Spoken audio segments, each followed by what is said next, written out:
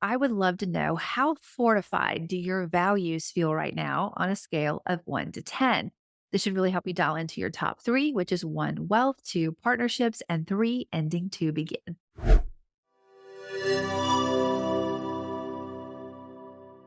Hi there. Before we get started today, I do have a special announcement about this podcast.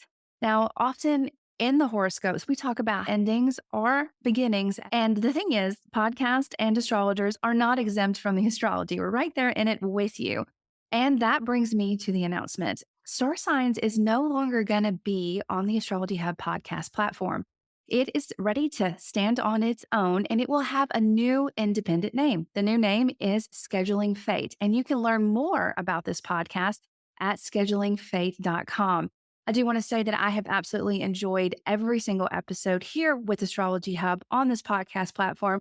I'm very grateful to Astrology Hub and all of you. And I do look forward to connecting with you out there in the universe at schedulingfate.com or anywhere else we may cross paths.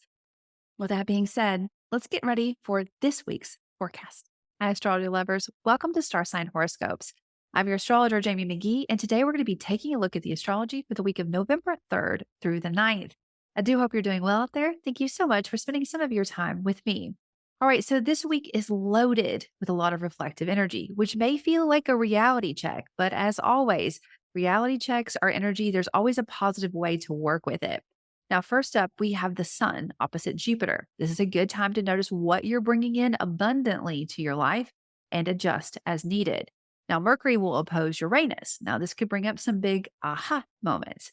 Venus will oppose Neptune, which could be a little bit inspiring and motivating and dreamlike, but it's also a good idea to keep your feet on the ground with this kind of energy. And Venus's trine with Pluto should help you do that. Now, Venus is also going to move into Libra, shifting your heart's focus. Also, early in the week, we have Saturn stationing to go direct, which will kind of blanket this week's theme, which is reality check and then forward action. Okay, so as we get ready to dive into the signs, please remember to listen to both your sun sign and your rising sign to get a better overall view.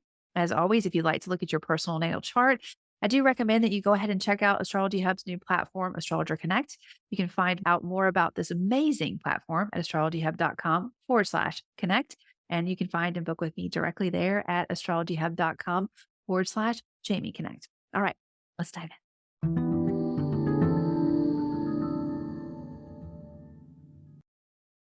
Hi, Aries. Let's take a look at your week. Now, topics of money, yours and what you share with others is going to be a big theme for you this week. The good news is that if you seek a positive change, you will likely find it. This would be a good time to commit to a legacy that you're a part of and consider what resources you can bring to the table. Now, as Venus shifts into Libra, your partnerships are going to be highlighted. Attracting balanced connections will be favored. This is a good time to aim high with the kind of partnerships you want to have. Now, as Saturn stations to move direct, topics of endings and beginnings could start to emerge. On many levels, you're standing astride two worlds. And from this vantage point, you can see what led you here and the power you have to direct your future. Your job is to be present, clear, and willing to learn from your past so that you can grow into the future that you have your mind on. I do hope you have a good week. I look forward to seeing you next time. Hey, all, this is Rick Levine, and I'm inviting you to join me in a new class on the Astrology Hub starting mid-November, starting November 14th. And this is going to be 4 Zoom classes of live chart interpretation, focusing on bringing the harmonic aspects down to earth. So we're going to step beyond the squares and trines and sextiles and oppositions into the magical world of quintiles, septiles, and even octiles and other strange tiles.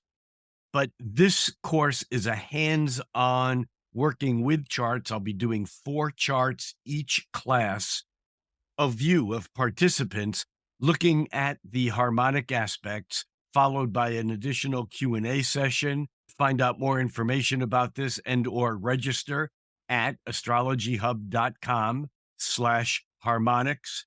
I'm Rick Levine, and I'll see you online.